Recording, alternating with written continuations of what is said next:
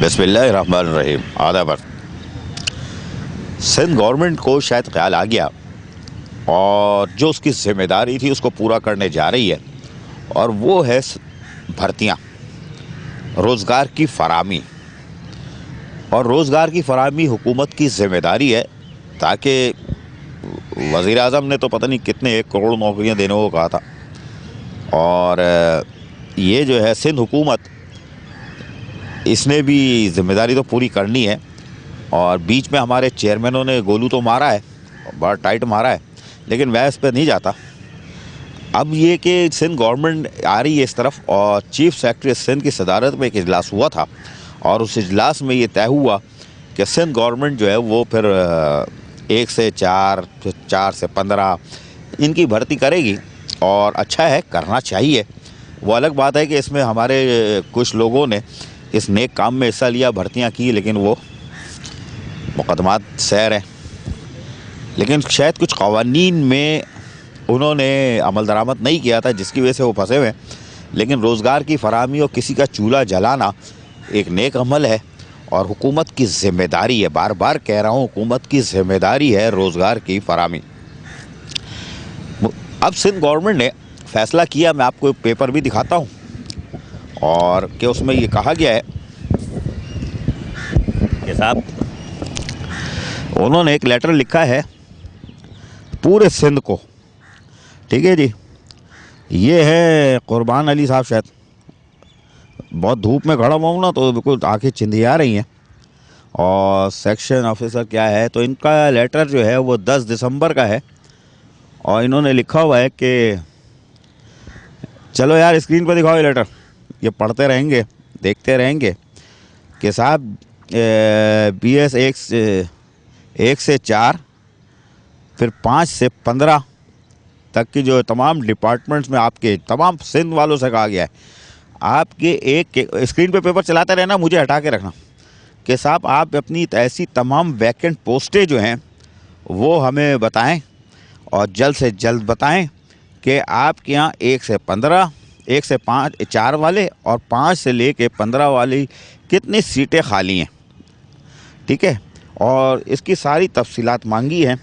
नीचे कुछ इन्होंने और कुछ लिखा हुआ है, क्योंकि मैं बोल रहा हूँ, मैं धूप में, बड़ा शदीद धूप में खड़ा हुआ हूँ, और क्या कहते हैं, इसलिए चिंधिया रही हैं आँखें, नज़र नहीं आ रहा कुछ। और कॉपी भी आपके सामने है, और ये दूसरा सेट है क्या? हाँ, वैकेंट पोस्ट है, और ये वो बताया है। उसके बाद एक और लेटर इन्होंने परफार्मा साथ दिया है, उसके अंदर भी, अरे यार बहुत बुरा फंस गया। शाम को करता प्रोग्राम तो अच्छा था, सुबह सुबह करने में यही मसला होता है, नज़र ही नहीं आ रहा।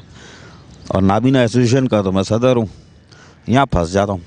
अच्छा, ये 1 2 3 4 5 6 7 8 9 10 11 12 13 खाने हैं, 14 खाने हैं।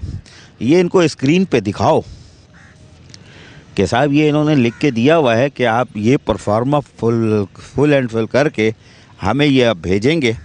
और इस तरह इन्होंने तमाम चीज़ें जो हैं, जो मैंने कहा ना कि सिंध भर से मांगी है कि आप ये चीज़ें हमें प्रोवाइड करें, क्योंकि सिंध चीफ सेक्रेटरी की सदारत में इजलास हुआ था, उसमें जो फैसले हुए थे कि सिंध गवर्नमेंट अब वो भर्तियां करेगी तो उसको बाकायदा रूल एंड रेगुलेशन के तहत करेगी। और उसके बाद ये आखिरी वाला पेपर है, इसके अंदर भी पूरे सिंध के लिए है। एक सीरियल नंबर 1 है, लेकिन इसके अंदर 1 2 3 4 5, फिर 6ठे में 3, फिर 7वें में भी 3 खाने हैं। ये भी आपने कि डिस्ट्रिक्ट कौन सा है, क्या है, यूनियन कौंसल कौन सी है, तो कॉपी वापी ये वो इस तमाम चीज़ें आप भर के हमें फराहम करें। ये लेटर मांगा है, अब चाहो तो ले आओ मुझे, हाँ ले आओ। तो चीफ सेक्रेटरी सिंध की सदारत में होने वाले इजलास में ये फैसले किए गए, और अब ये चीज़ें तमाम वैकेंट पोस्टें पूरे सिंध के डिपार्टमेंटों से मांग ली गई है। पूरे सिंध के, लोकल गवर्नमेंट की बात नहीं कर रहा, तमाम डिपार्टमेंट से कि आप अपने अपने महकमों में जो वैकेंट पोस्टें हैं वो ले आएँ। KMC में भी पड़ी हुई है, DMCs में भी पड़ी हुई है, यूनियन कौंसिल की सतह पे पड़ी है, और फिर वो एग्रीकल्चर में पड़ी होगी, सब जगह पड़ी होगी। तो बहरहाल ये आपने मांग ली, लेकिन इसमें कन्फ्यूजन है। वो ये है कि 1 से 4 तक की भर्ती का इख्तियार जो डीएमसीज के पास था, केएमसी को तो छोड़ दो ना, वो तो खुद कर लेते हैं, कोई रूल रेगुलेशन नहीं, खुद कर लेते हैं। कॉन्ट्रैक्ट पर रखते हैं हेलीकॉप्टर, 16 में 17 भी हो जाता है, 18 भी हो जाता है, कॉन्ट्रैक्ट पर ही मुस्तकिल, और 18 17 वो बड़े माशाअल्लाह वो कोई रूल रेगुलेशन कोई कुछ नहीं देखते, वरना खुफिया तौर पर इन्होंने किया हुआ है। पकड़ने का एक तरीका है, ये चाहे लाख होशियार बन जाए, वो कहते हैं चोर चोरी से जाए, हेरा फेरी से नहीं जा सकता। अपना एक घर छोड़ के जाता है चोर, कुछ भी हो जाए, जब तो पुलिस पकड़ लेती है। एक घर छोड़ के जाता है, ये फ़लसफ़ा है। तो आपने जो काम उतारे हुए पकड़ना एक तरीका है, उससे पकड़ में आ सकता है, बहुत आसान तरीका है। लेकिन ये नैब वाले जो है ना, पता नहीं क्या कर रहे हैं, और इनकी भी नीयत पता नहीं सही है कि नहीं है, मुझे नहीं मालूम। आंटी को तो मैं बात ही नहीं करता, क्योंकि आंटी के बारे में जो खबरें बाहर आ गई हैं, उसके बाद तो मैं खामोशी हो गया कि डीएम ने बताया था, बल्दिया कॉलोनी वाले और ईस्ट वाले और वेस्ट वाले बोलने कुछ नहीं होगा, मंड के खाओ, लगे रहो, कुछ नहीं होगा, सेटिंग हो गई है, कुछ नहीं होगा। और खैर वो करो यार, दो करो, तुम लोग का मसला है। तो 1 से 4 डीएमसीज के पास था कि वो भर्ती कर लेते थे। ये इख्तियारात मेरे ख़्याल ख़त्म हो रहे हैं। अगर ये ख़त्म हो रहे हैं तो इसमें बुराई नहीं है, बहुत अच्छा है, बहुत अच्छा है। एक भर्ती भी केएमसी डीएमसी, बाकी डिपार्टमेंट की बात नहीं कर रहा, केएमसी डीएमसी में नहीं होनी चाहिए। चीफ सेक्रेटरी लेवल पे कमेटी बनेगी, कमेटी ये करेगी, इसमें हम इनके नुमाइंदे रख लो भले, लेकिन वहाँ से हो अपॉइंटमेंट, ताकि पकड़ एक ही जगह से हो।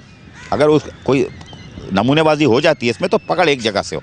तो लिहाजा ये काम बहुत अच्छा है। 1 से 4 का इख्तियार जो है वो भी वापस ले लेना चाहिए। इसमें इनकी भी बचत है, इनकी भी बचत है।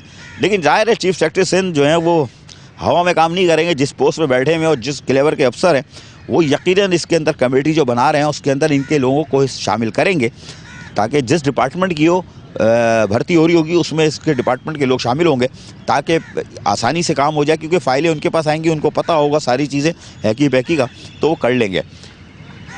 और इसके अंदर ये भी शक व शुबा नहीं होना चाहिए कि मुकामी अफराद नज़रअंदाज होंगे, ये भी नहीं हो सकता, ये भी नहीं हो सकता, और होगा भी नहीं, और होना भी नहीं चाहिए।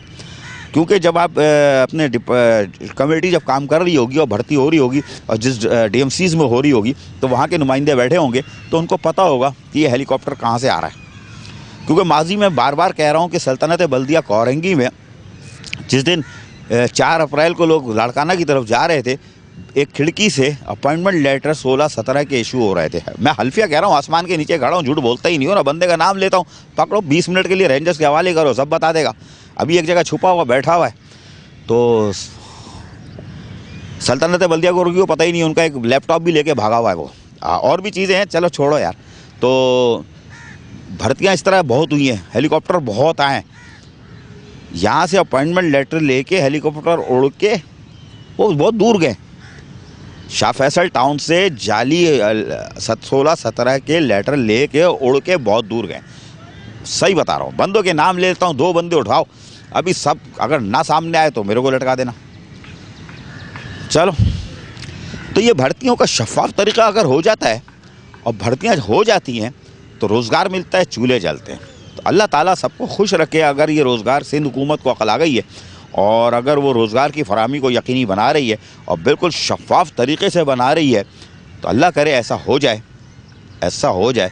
यह हमारी दुआ है। और सिंध गवर्नमेंट को तो फिर मैं आसमान पर उड़ा के रखूँगा अगर वो चूल्हे जलाएगी, क्योंकि चूल्हे जलाना एक नेक काम है। रोज़गार की फराहमी इस महंगाई के दौर में, लोग बेरोज़गार घूम रहे हैं, मारे फिर रहे हैं। एप्लीकेशन के लिए मांगोगे एक ग्रेड के लिए तो BSc पास वाले भी दरख्वास्त दे रहे होंगे। कसम खुदा की बहुत बुरी हालत है इस शहर के अंदर। इंटीरियर में भी होगी, लेकिन शहर के अंदर बहुत बुरी हालत है, लोग मर रहे हैं। और उम्मीद है कि आप शफाफ तरीके से रोज़गार की फराहमी को यकीनी बनाओगे। आधा बस।